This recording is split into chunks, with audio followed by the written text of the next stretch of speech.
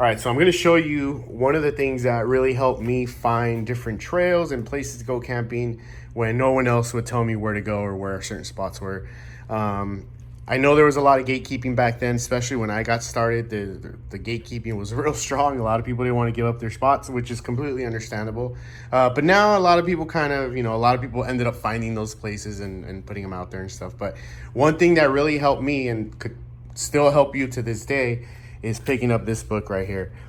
So this is a guide to California backroads and four-wheel drive trails. I've had this book for a really long time. This is how I find new trails and places to go camp and stuff. It's an amazing book. It's an amazing tool that I use in conjunction with Google Earth. So let's just go ahead and open the book now so I can show you how it works. I'm gonna look for Alabama Hills, something really that everyone knows about. Well, it's Lone Pine. So let's go to Lone Pine, page 94. I'm gonna try to make this quick because I know I don't want to make too long of a video. So page 94, Lone Pine Death Valley National Park. It gives you a good portion of the map, and most importantly, it gives you coordinates. And I know people don't like to drop coordinates, don't geotag, this and that. Totally get it, guys, but this is different. These are all public trails. This is not like a remote place, a cool camp spot that you found you want to keep secret. These are all public trails. They're on the map. You can find them. So Movie Road, that's a pretty big one. Alabama Hills, let's just go to that. Page 96, so it's just one page over. So here you get a start and an end route. And in the start route, you get coordinates, right? It tells you where to start, where that trail starts. You also get a little map here, which you can plug into your Gaia or whatever it is that you're using for maps. You can download the offline map. So in case you don't have internet service, you have the offline map with you. You take this book and it kind of gives you pinpoints on where to go. It's very specific to the point where it'll tell you turn right on paved Whitney Portal Road.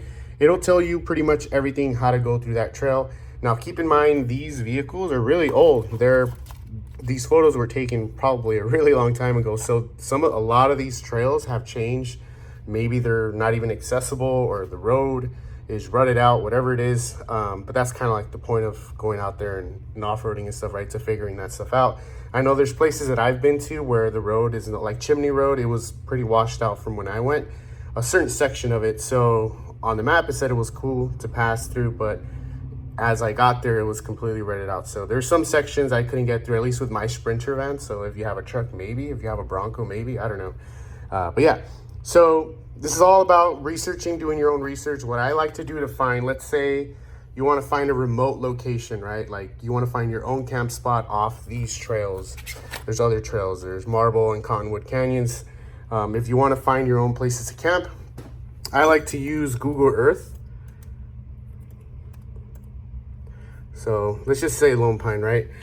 So what I do is I go on Google Earth and I'm not even joking, I spent hours just doing this and zooming in. Oh, what's over here? I zoom all the way in. Oh, that looks pretty cool. Like, honestly, that's what you got to do. You look at a trail you want to go to, and then you start looking at the surrounding areas. You hit up the layers too. You can change different portions of it so that you can get different views. I like to go from the regular view and then the satellite view. That way I can see any water, rivers, or anything around the area.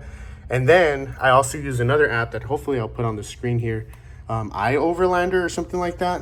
That one's cool, especially for all you guys that have Sprinter vans and do the van life thing. You can actually use that app to see where you can camp for the night.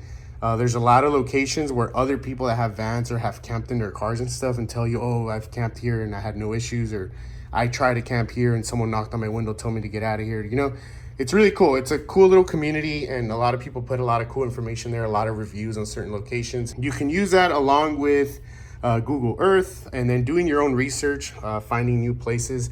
But again, the main point of this video is this book right here. This has a ton of trails, and this is not only for California. I believe they have a Nevada one and a few other states. I'm not sure. I'll try to link them below in the description. But these books are extremely helpful. They're also, it also tells you if it's an easy, moderate, and difficult trail. But keep in mind, these trails change like every year because of the rain, the snow, and everything. So it eats up the trail, and the trails can go from easy to difficult in like a matter of one season. So make sure, you know, you're being careful, you're taking recovery gear. Try not to go alone. I know it's difficult sometimes to find other people to go off-roading with, but you know, always try to take a buddy. I'm gonna link the book down below. I'm also gonna link 3 items that you should have with you if you're going out to check out some BLM land and all these trails. It's just trash bags, and then those claw hands. I don't know if you've seen them, but they're meant to pick up trash without using your hand.